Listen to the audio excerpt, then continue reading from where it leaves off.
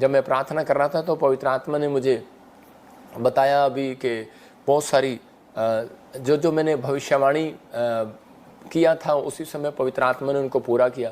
देखो आपको एक भविष्यवाणी भी दिखाते हैं, भविष्यवाणी दिखा जरा, और वो पूरी हुई। परमेश्वर ने जो मुझे कहा कि अभी रात हो जाएगी और अंधेरा हो जाएगा अमेरिका में, और एक नए साल पर ये भविष्यवाणी की गई थी।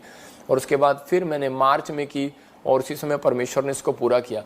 हम देखेंगे, आप देख रहे थे कि वचन में अब इसी समय देखो क्या लिखा जोएल की किताब में, यहोवा के उस बड़े और भयानक दिन के आने से पहले सूर्य अंधियारा होगा और चंद्रमा रक्सा हो जाएगा। इसका मतलब कि ये परमेश्वर के आने का साइन है। बहुत सारे लोग आज मेहनत कर रहे हैं, दौड़ रहे हैं, भाग रहे हैं, कुछ भी कर रहे हैं, लेकिन मुझे पवित्र आत्मा ने कहा अपना काम तेज कर और मेरे सुसमाचार को फैला, बहुत सारे चेले तैयार कर। परमेश्वर की आत्मा ने मुझे कहा कि मैं आने वाला हूँ। तो मैं उन लोगों के लिए बोल रहा हूँ कि विश्वास करना है कि पवित्र आत्मा के ये साइन आपको नज़र आ रहे हैं। और जो देखो ये छोटी बात नहीं है, ये परमेश्वर की ओर से है। आप देख रहे हैं कि कब से बताया था कि ताइवान में, अमेरिका में भूकंप आएगा, प्रॉब्लम होगा, और अभी ऐसे बहुत सारी प्रॉब्लम्स ऐसी स्टार्ट हो रही हैं। लेकिन परमेश्वर का आत्मा उन लोगों के लिए जो मिस्ट्री में, प्रॉफिट विजेंद्र सिंह मिस्ट्री में लगातार जुड़े हुए हैं परमेश्वर के वचनों के साथ, परमेश्वर उनकी ज़िंदगियों में काम करेगा, उनको आशीष देगा।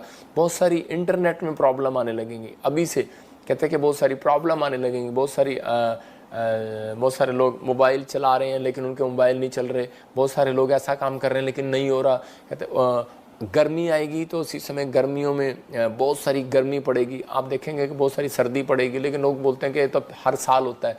लेकिन आने वाले सालों में पवित्र आत्मा ने मुझे दिखाया कि जो ग्राउंड है, ग्राउंड क्रिकेट मैच होना बंद हो जाएंगे, फुटबॉल खेलना बंद हो जाएंगे, जो टेबल टेनिस होंगे वही लोग टेबल टेनिस जो बंद कमरे में होंगे वो खेल सकते हैं आप, क्योंकि इतनी बारिश होंगी वो रुकेंगी नहीं, लगातार होती रहेंगी।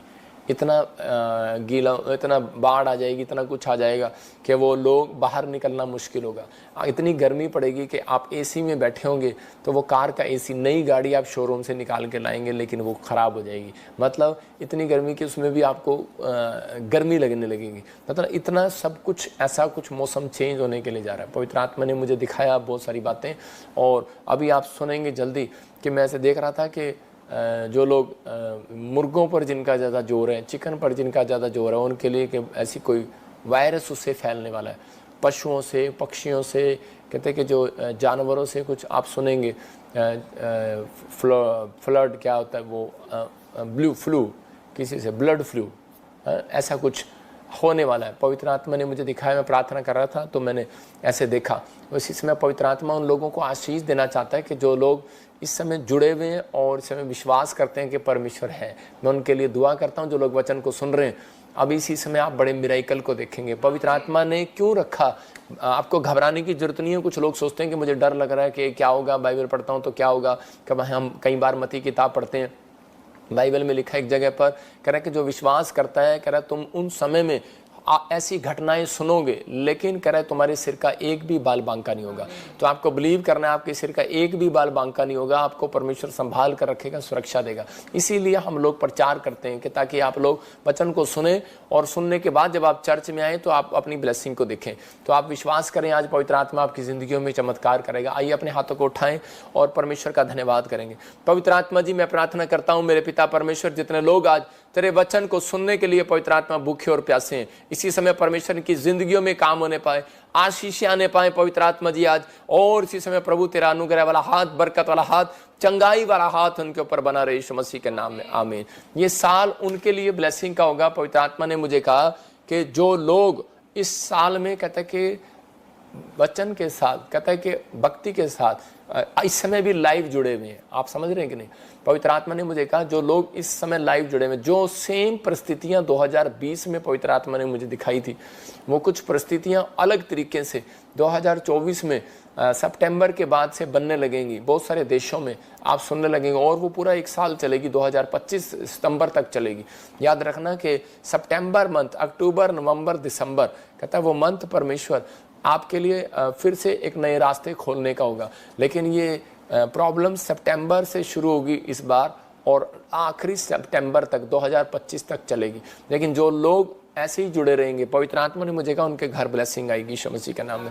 आज बहुत सारे लोग अपने बच्चों को डॉक्टर बनाना चाहते हैं, इंजीनियर बनाना चाहते हैं, बड़ा आदमी बनाना चाहते हैं। क्या आप बनाना चाहते हैं बड़ा आदमी? हर व्यक्ति की एक इच्छा है कि मैं परमेश्वर के लिए मैं परमेश्वर से प्रार्थना करूं और मेरा बच्चा जो है एक बड़ा आदमी बन जाए। तो आप चाहते हैं बड़ा आदमी बनाना, तो जो लाइव देख रहे हैं मैं उनसे कहना चाहता हूं, प्रभु आपके बच्चों को आज रात फेमस करने के लिए जा रहा है यीशु मसीह के नाम में। मैं भविष्यवक्ता होने के नाते जो आशीर्वाद दे रहा हूं आपको वो लग जाएगा। पवित्र आत्मा मुझसे बात कर रहा है और वो कह रहा है कि इन्हें आशीर्वाद दे कि मैं इन्हें शांति देने के लिए जा रहा हूं यीशु मसीह के नाम में। आपके पास जब शांति होगी तो आपका बिजनेस फैलेगा, आप बहुत सारी आशीषों को देखेंगे। बाइबल बताती है जब खुदा का आत्मा आता है तो विश्वासी फेमस हो जाता है। ये याद रखना आज का हमारा टॉपिक है कि यहोवा किसको फेमस करना चाहता है। लेकिन मैं उन लोगों के लिए बता रहा हूं कि अगर आज का वचन आप ध्यान से सुने तो तुम्हारे कुछ सालों में नहीं, इसी साल में हालात बदल जाएंगे। आप कहेंगे कि हम इस देश में रहते हैं, हम उस देश में रहते हैं, यहाँ पर तो आर्थिक तंगी आ गई है, कुछ भी आ गया हो, वायरस भी आ गया हो, लेकिन जो मैं आज सिखा रहा हूँ अगर आपने उसको राइट डाउन किया, आपने जो लिखा, तो परमेश्वर आज से आपकी परिस्थितियां चेंज करने लगेगा और आपको ब्लेसिंग देने लगेगा यीशु मसीह के नाम में। क्या आप विश्वास करते हैं कि पवित्र आत्मा आज आपकी जिंदगियों में काम करेगा? हम देखते हैं टॉपिक्स देखेंगे, लिखा कि यहोवा किन को फेमस करता है। कर आप लिख सकते हैं इस पर, जिनके अंदर यहोवा के कामों के लिए जलन होगी। इसका मतलब कि 4 पॉइंट्स आपके लिए हैं कि जिनके अंदर यहोवा के कामों के लिए जलन होगी, जो अपने अंदर सुधार करेगा।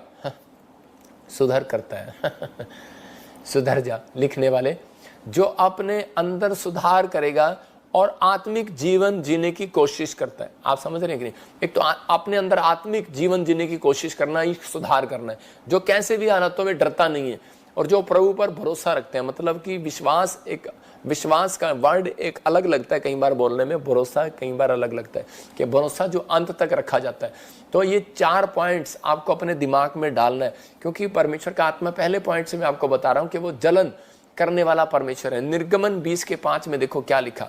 निर्गमन 20:5 में लिखा, कह रहा है कि हाँ पढ़ेंगे, तो उनको दंडवत ना करना, ना उनकी उपासना करना, क्योंकि मैं तेरा परमेश्वर यहोवा जलन रखने वाला ईश्वर हूं, और जो मुझसे बैर रखते हैं उनके बेटों, पोतों, परपोतों और को पितरों का दंड भी दिया करता हूं।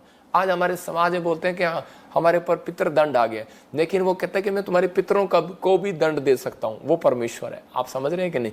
कहता है कि तो उनको दंडवत ना करना। कहता है कि जब हम अपने हाथ की बनाई हुई दस्तकारों में जाकर सिर झुकाने लगते हैं, पूजन लगते हैं, तो उसी समय परमेश्वर जो है उन चीज़ों के लिए क्रोध करता है। बहुत सारे लोग इन चीज़ों में, कह रहा है कि जिसको जानते नहीं है, कहता है कि पौलुस और पतरस बोलते हैं, कहते हैं कि मैं तो अनजाने, कहता है कि जब कहीं उपासना करने के लिए देखा लोगों को, तो वहाँ पर सब पत्थरों पर नाम लिखे थे, लेकिन एक पत्थर था, कह रहा है उस पर लिखा था कि अनजान ईश्वर, जिसको हम नहीं जानते। लेकिन बहुत सारे लोग बिना जाने परमेश्वर को उसकी उपासना करते रहते हैं। परमेश्वर का आत्मा कहता है मैं क्रोध करने वाला परमेश्वर हूं। मैं आपको एग्जाम्पल दे रहा हूं एक, उसी एग्जाम्पल में क्या, अगर किसी का पति दूसरी पत्नी ले आए, अगर किसी की पत्नी दूसरा पति ले आए, तो उसी समय क्या होगा? उसको क्रोध आएगा। तो हम क्या करते हैं? स्कूल में गीत गाते हैं, पति तपावन परमेश्वर, तो दिखाना स्क्रीन पर इसी वचन को। तो इसी समय कह रहा है तू उनको दंडवत ना करना, क्योंकि परमेश्वर यहाँ जलन कर रहा है, क्योंकि वो आपका पति भी है, वो आपका पिता भी है, वो आपका दोस्त भी है, वो आपका सब कुछ है। तो इसी समय परमेश्वर को जलन होती है। अगर आपको जलन नहीं है परमेश्वर के कामों के लिए, तो आप कभी भी फेमस नहीं हो सकते। जिनको परमेश्वर के कामों के लिए जलन नहीं होती, वो कभी बढ़ता नहीं है। पवित्र आत्मा बताना चाहता है, कह रहा है कि शमूएल को परमेश्वर ने क्यों फेमस किया? क्योंकि वो शमूएल जो था, क्योंकि उसकी माँ के अंदर प्रभु के कामों के लिए जलन थी। ने देखो हम देखते हैं पहला शमूएल 1:11 से क्या था उसके अंदर, उसकी प्रार्थना में भी एक मतलब कि आत्मिक बातें झलक रही थी। मैं दूसरे पॉइंट से बता रहा हूं आपको, जब आप लिखते हैं तो आपकी लाइफ में बढ़ोतरी होने लगती है, आशीष आने लगती है। जब